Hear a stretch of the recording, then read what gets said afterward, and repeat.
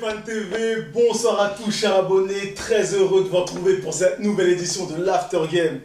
After Game qui portera sur Thomas Tuchel. Comment ne pas parler de Thomas Tuchel si on parle du Paris Saint-Germain? La question est simple. Est-ce que la saison de Thomas Tuchel se définit par son parcours en Ligue des Champions? Je répète, est-ce que la saison de Thomas Tuchel se définit par son parcours en Ligue des Champions? Young Steph, à toi l'honneur. Écoute, je pense que oui. Je pense que sa saison se définit, son mandat au Paris Saint-Germain se définit par rapport au parcours européen du club. Parce qu'on a tous en mémoire cette déconvenue de l'an dernier contre Manchester United. On a tous en mémoire cette soirée horrible. Pas mal de monde pensent et disent que depuis ce soir-là, il a perdu son vestiaire. Moi, j'ai le sentiment qu'il l'a vraiment perdu sur le match aller de Dortmund par rapport à ses choix tactiques.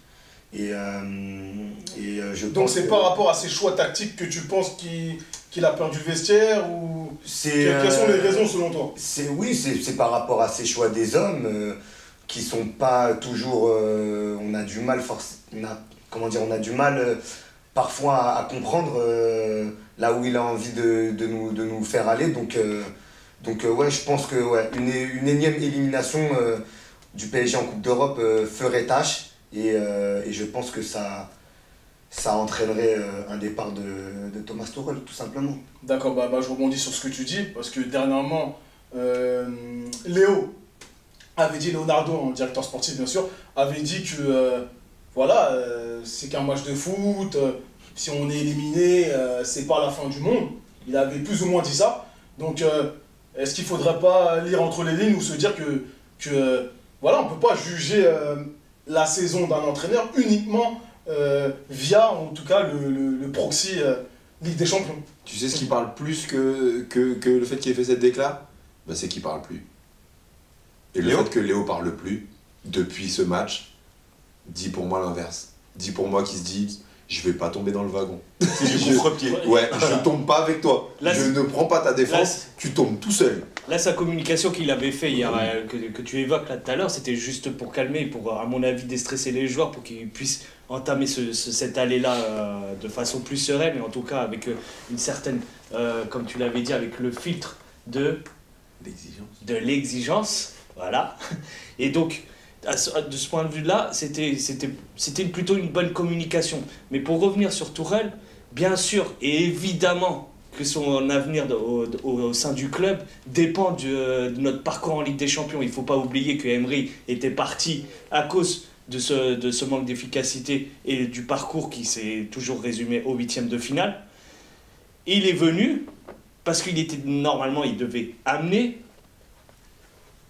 une étape supérieure. En tout cas, on devait avoir une progression au niveau Coupe européenne. On n'a pas progressé avec Tuchel Aujourd'hui, on bloque toujours en 8e, et notamment à cause de sa saison passée, on a été la remontée de Manchester, et en plus, on gagne qu'une coupe l'année dernière pour sa première saison. Donc, ok, cette saison, on fait table rase et on va de l'avant, pas de souci. Mais à cette heure-ci, clairement, ça dépend si on passe les 8e.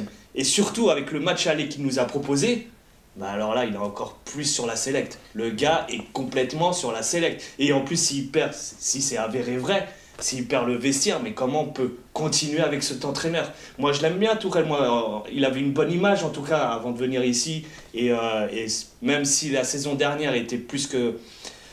elle est médiocre pour moi, la saison dernière. Ah ouais, mais bon, franchement, la saison dernière, j'avais des moments de joie, mais aussi la déception, elle est totale à la fin. Franchement, elle était complètement à côté. Et qu'est-ce que je vais dire? Et cette année, clairement, si on passe pas les 8e, il finira pas l'année pour moi. Et une chose que, pour t'appuyer aussi, Olip, pas oublier que voilà, l'effectif du Paris Saint-Germain est ce qu'il est aujourd'hui. Et pas mal de monde nous dit qu'on a un des meilleurs effectifs au PSG depuis l'arrivée de QSI. Donc, et on sait que le dernier. Depuis l'histoire. Oui, le début, même carrément l'histoire du club. Qu'on se le dise très clairement. Et on sait très bien que sur le dernier mercato, il y a pas mal de garçons qui sont arrivés via le réseau de Leonardo. Hein, je pense à Keylor Navas qui arrive sur le dernier jour. Mauro Icardi, pareil. Sarabia s'est finalisé sous Leonardo. Diallo, c'est son réseau aussi à lui, son réseau français. Gay, pareil. Donc, et il le voulait déjà. Oui, on le voulait déjà de base, mais il s'est. Tourelle le voulait. Oui, mais voilà, la plupart de nos recrues, c'est du Leonardo tout craché. Donc, quand tu parlais de contre-pied, de communication à contre-pied, forcément oui. Et il ne plongera pas avec Thomas Tuchel, quoi qu'il arrive. Non, c'est sûr, Leonardo, il a l'immunité de toute façon. Alors, moi j'ai une lecture un peu biaisée de ça parce que je pense sincèrement que oui, la tête de Tuchel est mise à prix par rapport au 8e, mais qu'il s'est mis dedans tout seul. Que c'est de sa faute si aujourd'hui il est jugé que par les 8e et non pas par le fait qu'on soit éliminé plusieurs fois 8e. Plus de précision. Voilà, bien sûr, je vais m'expliquer. Tuchel, la première saison, il fait énormément de changements. Il fait beaucoup de changements, moi je l'ai dit, beaucoup l'ont remarqué, en essayant, voilà, beaucoup de bricolage, beaucoup de je change ma compo, et ça a payé une fois notamment avec Liverpool, faut pas l'oublier. Manchester, ça avait payé en fait à l'aller, et après il a eu des déconvenus, notamment en coupe, et le fameux Manchester qui est très grave, hein. Voilà, on va pas en parler, mais de perdre au parc 3-1 contre cette équipe-là, c'est très grave. Peut-être même pire, pas forcément en émotion, que la remontada en fait de Barcelone, parce qu'au moins on joue une grande équipe et on se fait voler par un arbitre. Là, on a juste été nuls. Donc, lui, c'est toujours targeté de dire « je n'ai pas les bons joueurs pour mon effectif ». Et c'est pour ça que je bricole. Il a quand même, contrairement à Unai, parce qu'on pourrait aussi avoir une petite comparaison, Unai, il a fait des saisons de transition. Il a eu en fait un effectif où il n'avait pas de stars la première année, la deuxième, il se tape toutes les stars. Et d'avoir cette transition, c'est pas facile, et en plus ces stars, il faut qu'elles apprennent à jouer ensemble. Et mine de rien, l'année, et pourtant je n'étais pas fan plus que ça d'Unai, bah ok, on a perdu au Real 3-1 avec... On fait belle figure contre ce Real quand on perd 3-1, et au retour, on perd Neymar 4 jours avant. C'est très compliqué pour n'importe quel coach quand tu as construit une équipe sur un joueur, à 4 jours avant l'échéance, de faire quelque chose. Surtout qu'il bricolait pas, lui, il avait sa formation. Ouais. Et il avait sa formation, donc quelque part... Il a bricolé quand même au match aller. Non, je veux dire qu'il n'y a pas énormément de rotation, il avait ses joueurs. Il y en avait un peu, voilà. Mais Tuchel, il a toujours bricolé, il a dit j'ai pas mes joueurs, on lui a donné des joueurs. Il avait l'effectif, il continue à bricoler. Quand est-ce qu'on lui a donné des joueurs? Comment? Mercato cet été. Au mercato cet été, on lui donne des joueurs. Et il faut pas oublier nos grands joueurs qui, aujourd'hui, sont l'organe vital du PSG. Le fait que tu aies Neymar et Mbappé, faut pas oublier, hein, ces mecs-là sont sur leur deuxième saison. Parce que c'est pas pareil qu'à leur première. Donc là, il les a à la deuxième, il les a à la troisième. Et tu as ramené en fait des personnes de ton staff médical qui ne sont pas à la hauteur aussi. Alors c'est le club et lui, mais tu es responsable. Je trouve que dans ses déclarations, il n'est jamais rassurant à vouloir faire sortir, à vouloir toujours faire le turnover pour protéger, parce que vous comprenez, ils sont fragiles, ils vont se blesser. Et bien mine de rien, ça met un climat qui est pas bon et qu'à mon avis les joueurs n'aiment pas. Il a pas une grosse culture de la gagne. Il est jamais là en fait à dire allez on va y aller, on va gagner. Et ça se répercute sur les joueurs. Il fait des compositions où il change à chaque fois, qui font qu'il n'y a pas d'automatisme. Si il avait fait, je te dis n'importe quoi, un 4-3-3 pendant les 3 derniers mois, et il te sort le 4-3-3, on aurait dit, mais les joueurs n'ont pas été bons. Mais dès le début, on voit une compo qui est nouvelle. C'est lui qui mérite, si ça paye. Monsieur Thomas Tuchel, mes respects, mais si ça paye pas, c'est l'entraîneur qu'on va regarder. Donc il se fait des compositions, il fait des choix. Il se met lui-même en danger. Qui se met en danger. Il se met lui-même en danger. Qu'on aura encensé sinon. Hein. S'il réussit avec ça, tu l'encenses. Tu dis, waouh, quel grand coach, parce qu'il a porté ses cojones sur la compo. Mais maintenant, ces compos, elles ne payent pas. Et en plus, le pire, c'est que quand tu regardes, tu lis, à chaque fois, tu dis, non, mais cette compo, elle ne peut pas payer. Il y a Liverpool où ça avait payé, mais la majorité du temps, ça quand il fait des tests, ça ne passe pas. Et un truc tout bête que je me dis, on parle, oui, est-ce que c'est un grand coach ou pas? On oublie les bases du football. On fait effectif de Paris contre l'effectif des équipes qu'on rencontre. À part Liverpool, toutes les équipes qu'on a rencontrées, était plus faible que nous. Non, sur le papier. Sur le papier, je te parle. Non, parce que si tu. Alors, tu me trouveras une autre équipe. Dortmund. Hein? Le Real. Alors le Real, je veux bien à la rigueur. Sur le papier, non, mais même pas, parce que sur la phase de poule, enfin, je te dis en poule, même pas. Parce qu'en poule, quand on le prend à l'aller, quand le Real perd Sergio Ramos, c'est déjà un truc de fou, mais les gens s'en rendent pas compte. De pas avoir Sergio Ramos pour le Real, c'est un truc de fou. On n'avait pas Neymar, on n'avait pas Neymar, mais pour moi, on avait quand même un meilleur effectif. Avec les Di Maria, avec Thiago Silva. Mais bref, si tu veux, à la rigueur, en phase de poule, à la rigueur, je te donne le Real. Le Real et Liverpool. Le Real et Liverpool. Maintenant, tous les autres matchs qu'on perd, c'est contre des équipes qui sont moins fortes. À la rigueur, je te donne le Real si tu veux. Ouais, et on en a gagné aussi contre des équipes moins fortes aussi. Bah, c'est normal, c'est un taf d'entraîneur. C'est quoi le taf d'un entraîneur? C'est d'avoir le meilleur de ton 11 ou de ton 15, de tirer le meilleur. Et c'est-à-dire qu'à chaque fois qu'on fait des défaites, c'est normal qu'on soit déçu parce qu'on joue contre moins fort. Et si tu n'arrives pas à créer d'automatisme, de rythme et tout, c'est l'entraîneur qui doit faire ça. Oui, mais là, tu dis beaucoup de choses, c'est intéressant. En gros, tu parles de logique, mais en fait, il n'y a aucune logique sur le papier et ce qui va se passer le jour J en réalité. Comme on sait, le football n'est pas une science exacte. On le sait mieux que personne. Donc oui, tu peux avoir tous les noms que tu veux. Après, c'est des êtres humains sur le terrain et il faut qu'ils délivrent. Il faut qu'ils délivrent le jeu. Mais là où je vous trouve un peu dur par rapport à tout, c'est que finalement, vous avez parlé des éliminations. Mais honnêtement, même si on ne va pas s'appuyer que sur ça, il y a eu des faits de jeu. Il y a eu des faits de jeu, on ne peut pas que s'appuyer sur ça, mais on ne va pas dire que parce que tu joues mal un match de foot, tu es censé perdre le match de foot. C'est faux. Il y a plein d'équipes qui gagnent ou qui arrivent à passer, même en étant médiocres. Oui, et pourquoi à ton avis? Mais Saint-Germain, ça nous arrive jamais. Ça faut le dire aussi. Et pourquoi à ton avis? Bah, il y a plein de facteurs. Je ne vais pas forcément mettre en avant l'arbitrage, mais je pourrais. Il y a plein de choses. Il y a plein de choses. Mais bien sûr. Il y a plein de facteurs. Tu sais, le truc, moi. Sur ces deux derniers années. Sur les faits de jeu que tu évoques, moi, je considère que par rapport à nos qualités de nos joueurs, on ne peut pas attendre qu'il y ait un fait de jeu, que ça soit pour de notre côté, favorable de notre côté ou un autre défaveur. On ne peut pas jouer là-dessus. Le problème, c'est qu'on a des joueurs, on a vraiment des joueurs compétitifs.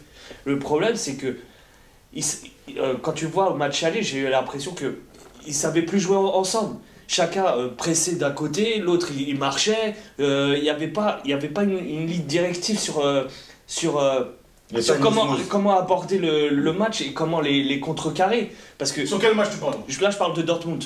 Parce que là, le message de Tuchel aurait dû, en plus venant de Dortmund, il doit connaître la maison, il doit savoir quelles sont leurs faiblesses et leurs points forts. Depuis qu'il est parti, l'équipe a été remaniée. C'est sûr, mais tu connais les fondements et la mentalité du club. Tu sais comment il fonctionne, tu sais comment le mur jaune ne vient pas d'hier. Tu vois, tu sais qu'ils ont cette tendance à avoir un bloc bas. Comment tu n'as pas pu trouver une solution pour contrecarrer ça, pour les mettre en danger? Pour elle, ce problème-là, c'est qu'il a des joueurs pour pouvoir percer. Après, mais selon lui, il avait trouvé la solution. Il a fait un changement.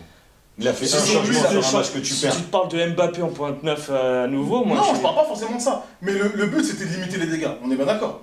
Le but de Tuchel, quand il met un Marquinhos au milieu de terrain, excusez-moi, il densifie le milieu de terrain, il met 4 joueurs sur la même ligne, ou voire 3, ça dépend comment le match commence ou comment le match termine. Mais merci Byron. Bah alors c'est une erreur. Mais déjà ce que tu dis, et je pense qu'il est vrai, est déjà un argument. Tu sais, ce qu'on dit dans une entreprise, c'est que ton manager, ton équipe va refléter les qualités et les défauts de ton manager. D'accord? Totalement. Si un mec n'instaure pas de la confiance, si un mec dit...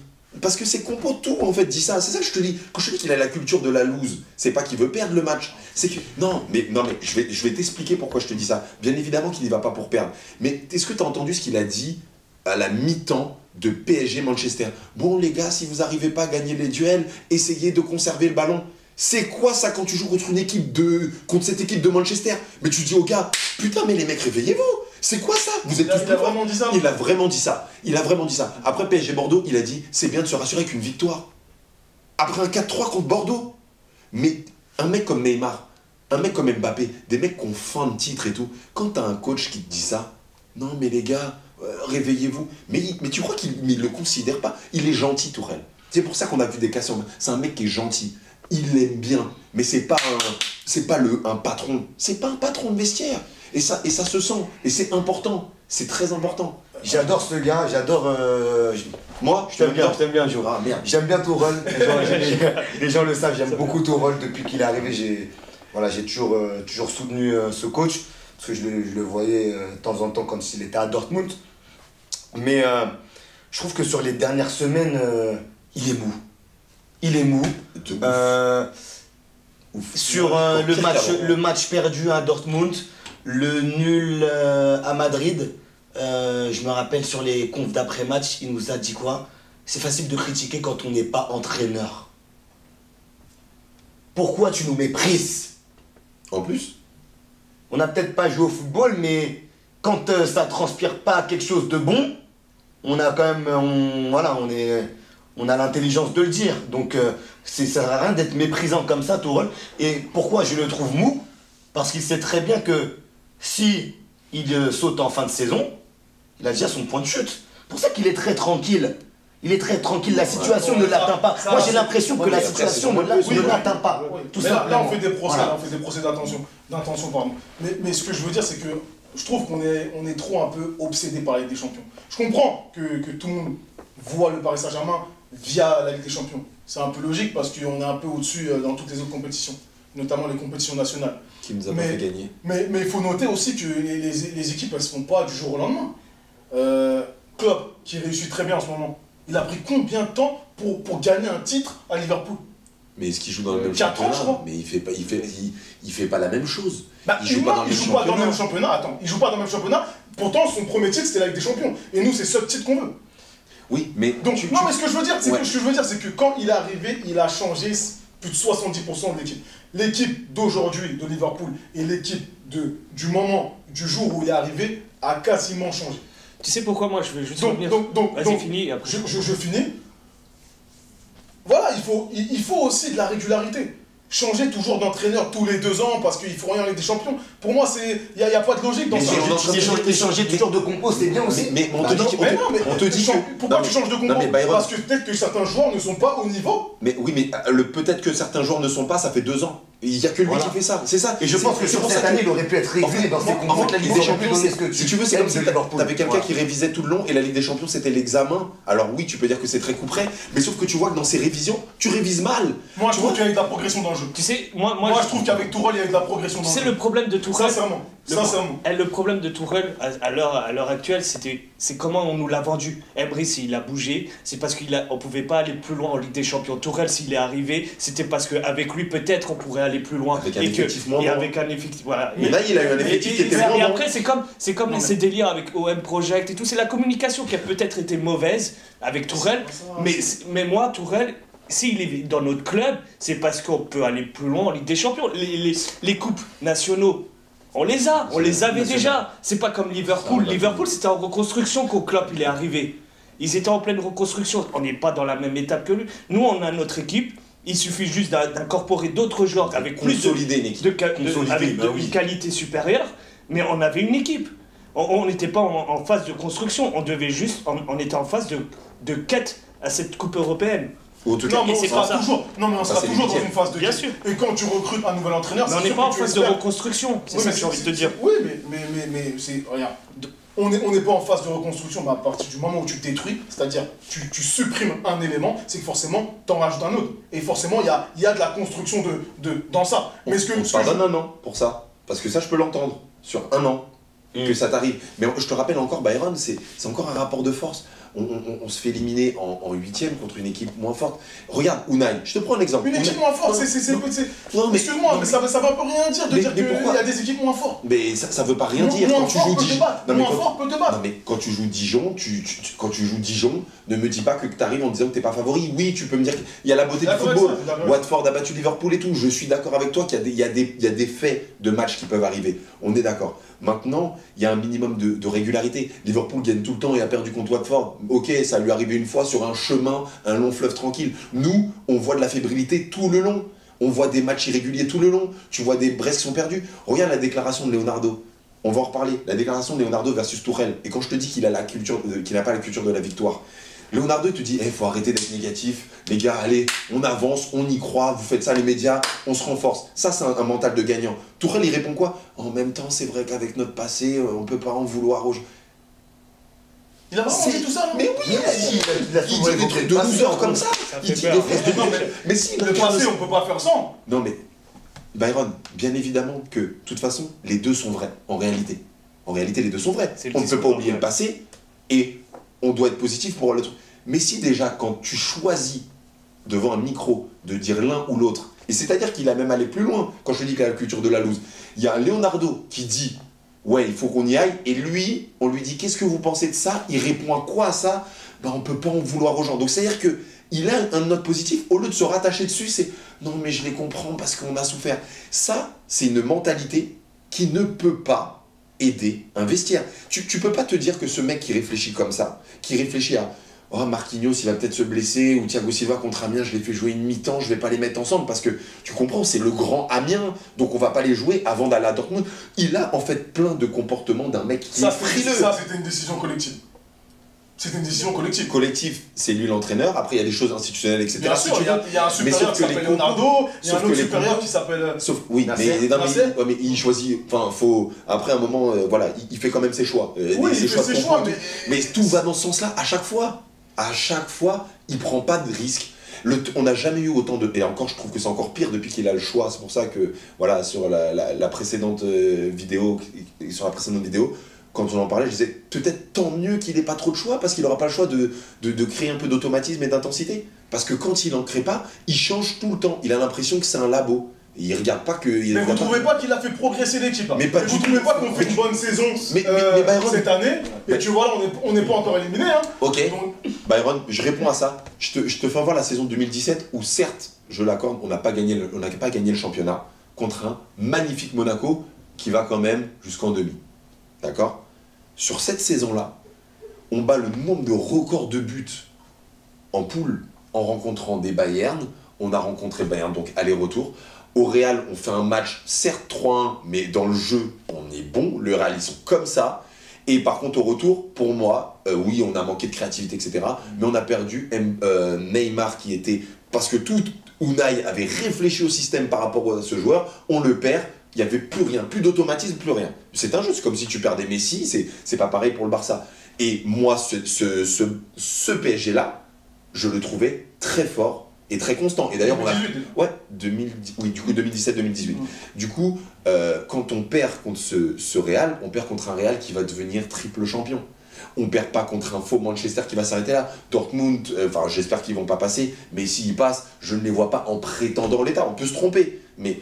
On a perdu contre un Cador. Et moi, je te dis que non, l'équipe qu'avait Unai était plus forte et pourtant pas forcément avec un banc qui était meilleur. On n'avait pas de Keylor, on avait des trappes, on n'avait pas forcément des joueurs qui étaient meilleurs. Mais il avait fait le choix, il avait son Marquinhos, il avait son Silva, on prenait pas de but. Voilà, il avait son milieu, il mettait Rabiot si tu veux, devant, il avait Neymar et Mbappé, il savait ce qu'il faisait. Justement, on lui a reproché ça à un moment donné. On parlait de 4-3-3 qui n'en finit plus, un entraîneur qui est en manque de créativité, un terme que tu affectionnes. Donc voilà, à un moment donné, on trouve toujours des raisons pour critiquer un entraîneur. Moi, ce que je dis, c'est qu'il faut de la régularité. Tourelle, je pense qu'il a fait progresser l'équipe. Quand il est arrivé, il nous a montré certaines choses. Il nous a montré qu'un Marquinhos, ça je l'avais déjà dit, peut jouer au milieu de terrain. Il y en a qui croient que Marquinhos, il a été formé en tant que défenseur central. Faux, il a été formé en tant que milieu de terrain. Donc, je trouve que il a quand même de l'idée. Après, moi, j'ai jamais été d'accord avec le 4-4 de quoi qu'il arrive. Et c'est vrai que à la veille de Dortmund PSG, quand tu changes ton système, on peut se poser des questions, je suis d'accord. Après, on ne connaît pas tous les facteurs, on ne connaît pas toutes les raisons.